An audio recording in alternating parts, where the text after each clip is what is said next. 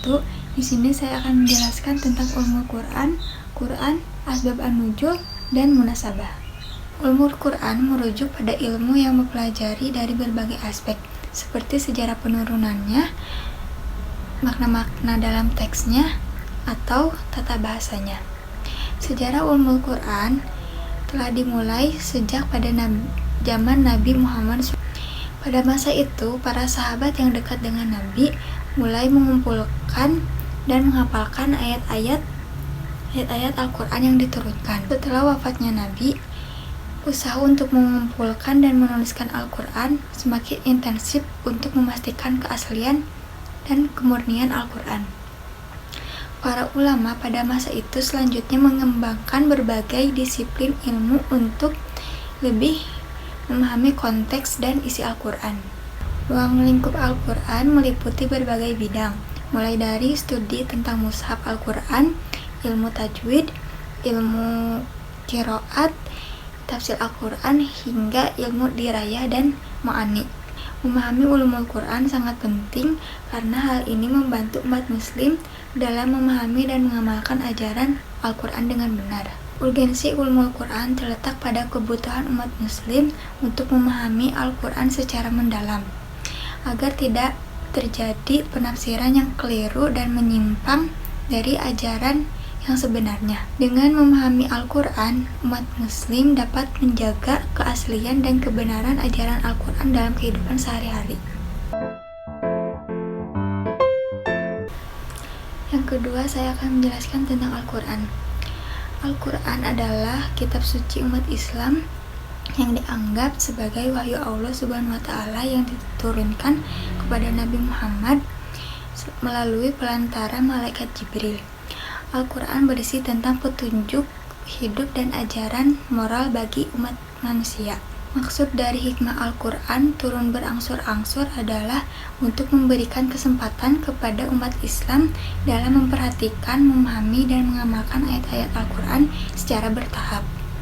Proses penurunan ayat-ayat Al-Quran selama periode waktu tertentu juga memberikan kesempatan kepada Nabi Muhammad dan para sahabatnya untuk merenungkan serta menghayati ajaran-ajaran yang terkandung dalam setiap ayat. Jamulul Quran adalah proses pengumpulan dan penyusunan Al-Quran dalam bentuk mushaf yang kita kenal saat ini. Proses ini dilakukan oleh para sahabat setelah wafatnya Nabi Muhammad dengan merujuk pada hafalan para sahabat yang telah menghafal seluruh Al-Quran serta tulisan-tulisan yang telah ada. Rans Al-Quran merujuk pada tata cara penulisan Al-Quran yang telah ditentukan, mulai dari huruf-huruf, tanda baca, hingga aturan-aturan penulisan yang harus dipatuhi. Rans Al-Quran sangat penting untuk menjaga keaslian dan kesucian teks Al-Quran dari generasi ke generasi lainnya.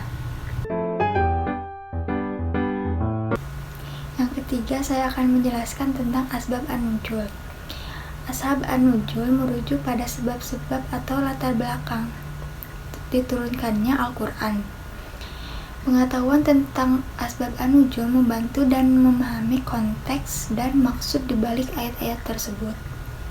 Urgensi dan fungsi asbab an-nuzul adalah untuk memberikan pemahaman yang lebih dalam terhadap ayat-ayat Al-Quran, sehingga umat muslim dapat mengaplikasikan ajaran-ajaran tersebut dengan lebih tepat dan relevan dalam kehidupan sehari-hari. Untuk mengetahui riwayat asbab an-nuzul, umat muslim dapat merujuk pada kitab-kitab tafsir klasik yang membahas tentang sebab-sebab turunnya ayat-ayat Al-Quran. Para ulama tafsir seperti At-Tabari yang menyajikan informasi mengenai asbab an-nuzul dalam kitabnya. Beberapa macam asbab an-nuzul antara lain asbab an-nuzul yang terkait dengan peristiwa sejarah, asbab an-nuzul yang terkait dengan pertanyaan dan pemerintahan, serta asbab an-nuzul yang terkait dengan konflik dan peristiwa sosial.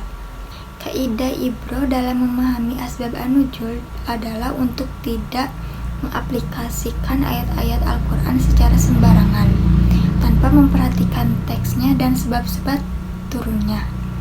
Dengan memahami asbab an-nuzul, umat muslim dapat menghindari penafsiran yang keliru dan menyimpang dari ajaran yang sebenarnya.